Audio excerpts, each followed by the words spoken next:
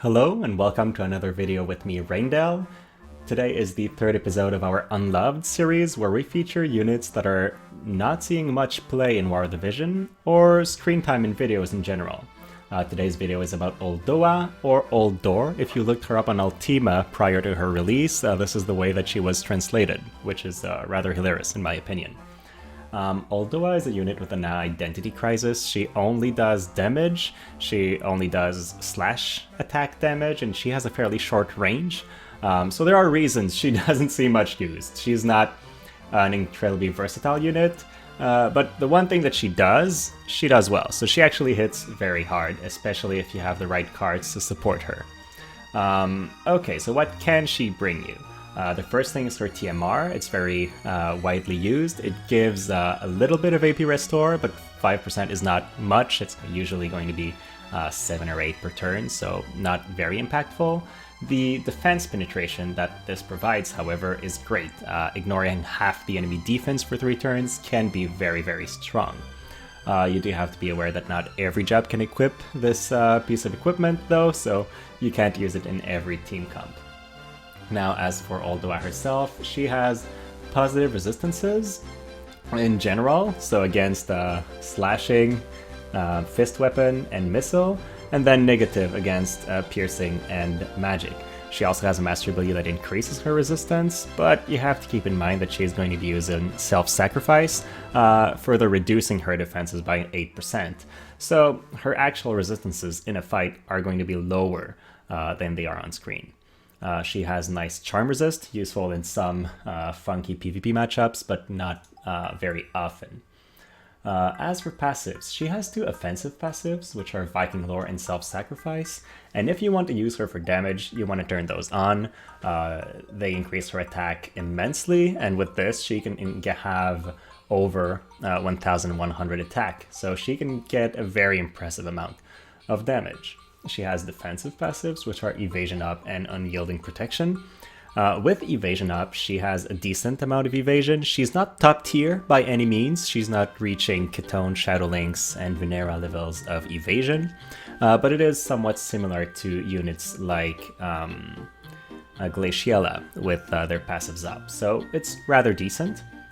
Dark Shadow is a great counter. Increasing CT means you will get your next turn very quickly, and that can be very impactful in many scenarios, getting to hit the enemy before another one would hit you or something like that. So Dark Shadow is great. Then let's talk about her abilities.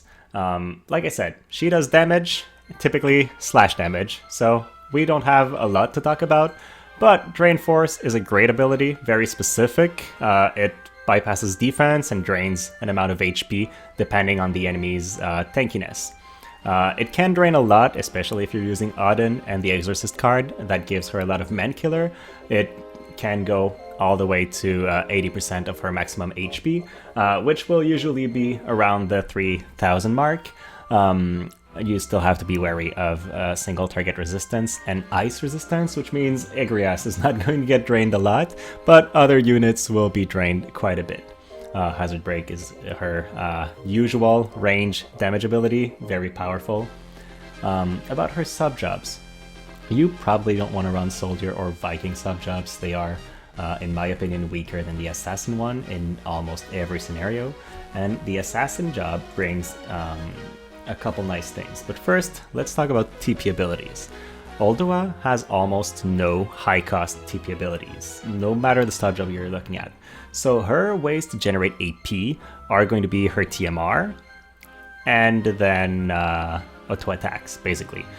She cannot generate a lot of AP, and if she's not using TMR that gives her a lot of AP, she won't use abilities much. So you have to be very careful when you're building her because of this. Assassin provides Seize AP, which in manual play solve this problem, because you can steal with the proper build around 130 AP with it, basically reducing one enemy's AP to 0 and increasing yours through the roof. But this requires a specific setup for it to work properly. Then Armor Cleaver provides a lot of damage and can be very nice for reducing enemy defense. I prefer it over her Limit Burst because the difference in AP cost means that you almost always want to use Armor Cleaver, but it's not a great move because it's only in melee range. And in most fights, if you're in melee range with the enemy, you probably already took a hit and are about to go down. So it's risky to use. Let's talk about the future. I don't think Oldoa's EX job is going to be that great for her. She does get 15% extra HP on her self-sacrifice passive, which will make her a little bit less squishy, but 15% HP on a soldier won't be the difference between life or death. More often than not, she is way overkilled by enemies.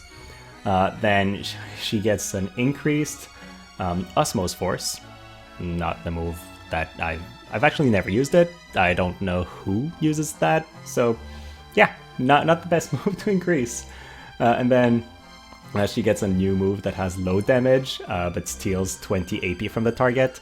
That's fun, but if you've used Dwayne, you know Magic Infuse rarely prevents an enemy from dealing damage to you, so I don't foresee this as being very, very impactful in the future. So this basically talks about her. She's a damage dealer, and when we're bringing her into arena, basically if she survives, she'll get to do damage and we'll have a nice time.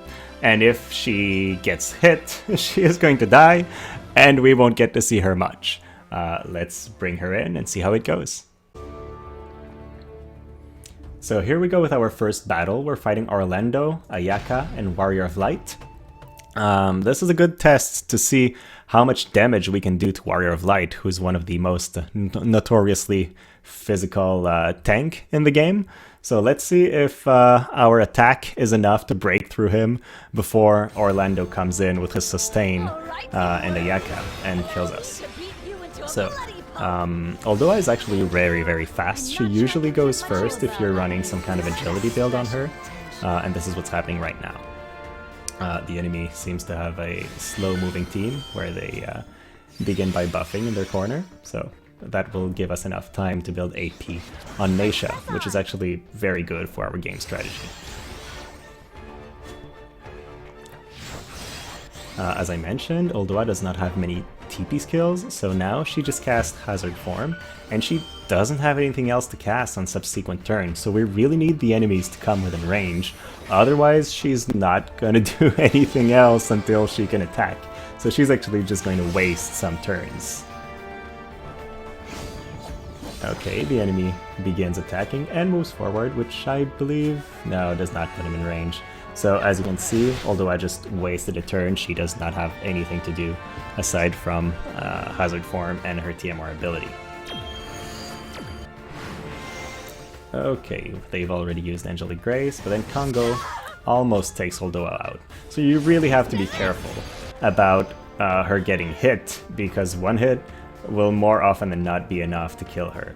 And then she moves in range for Crystal Braver, which means she is going down, unfortunately. Even though Crystal Braver doesn't do much damage, it's enough, in her case, to die. And as you can tell with the arena rank, we're not fighting very high level opponents, but I try to find the toughest ones out of the bunch that we have access to. So let's go ahead and find another one. Okay, so for this battle, we are battling an enemy Miranda, Ayaka, and Delita. None of them are very tanky, so I'm expecting them to get killed very quickly if we get to attack them, but they have a very high offense set up in their vision cards, so they might also take us out very quickly. We really need Dwayne to take the hits for us, otherwise this might not go the way we want it to. So their team also has a very high agility, as you can tell, so they're moving to attack very quickly. And they are rather resistant to at least to Victoria's attack, so that's not looking too good. This will be a kill. There we go. So it's up to two of our guys to do the fight. Dwayne, as you know him, is a very powerful attacker, so I'm not surprised that he managed to take an enemy out in one go. And then he also has some very decent resistances. Now let's see Oldoa's damage. Hazard Break, enough to one kill Delita, that is very good. And then their Miranda is rather tanky, but Oldoa gets another turn, so she's definitely dead. There we go. So Oldoa did her job. She one-punched someone. It wasn't the most impressive of fights, but she did her job. Okay, so this time we are fighting a very tanky enemy team with Miranda, Ildira, and our good friend Engelbert. Let's see how our team can fight against them. We have the possibility to get defense penetration with Oldoa's TMR, and then slash resistance down with Gilgamesh. So if we get our buffs correctly, we will do a lot of damage, but I'm not necessarily expecting this to go very smoothly, because the enemies has a lot of magic damage, and only Dwayne on our team can resist this properly. So let's see how they do. Dwayne moves forward the way he is intended to. That means that he's going to tank a lot more of the hits, while Oldoa just slowly buffs and approaches. The enemy stuns him. Not great, but hey, not the end of the world either. And Oldoa moves forward, and now she's going to get quickened and get to attack. She is currently with her attack buff and her defense penetration, so this is the highest amount of damage we'll see her do. Okay, she chose to use Oldoa and Bomber. That means we're going to reduce the enemy's defense a lot and hit him pretty hard. So almost 4,000 damage on Engelbert. That's decent considering who we're hitting. It's not nearly enough to kill him in one go, but I was not expecting Engelbert to go down that quickly.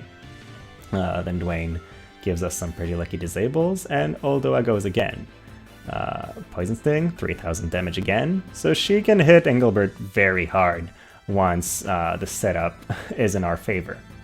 Now this fight is basically over. The enemy is going to be basically just buffing themselves a little bit, and we're going to end this right there. There we go. So this was a pretty good fight. We got to kill the enemy team very quickly, even though they were resistant, and we got to showcase our units a little bit.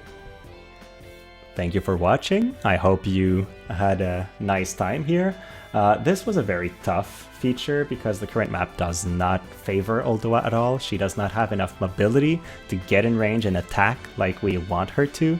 As you could tell in the previous video, if you've watched the one for Xiza, she doesn't have much more range than Oldoa does, but since she can jump too, she can actually get to the enemy in this map. So I might do another one in the future where I feature Oldoa in a map where she actually gets to do much more than that, but at least you were able to see the amount of damage she can deal against top tier teams, and if you manage to make her survive, she can be a very decent carry. The issue is she does not have survivability, and she's weak against piercing, which is really in the meta right now. If you enjoyed your time, please leave a like and subscribe, and let me know which other units you'd like to see. I'm enjoying making these and trying out units that are not conventional, so anything you want to see, be it MR, UR, whatever, I'll try to work on. Thank you for your time, and have a great rest of your day.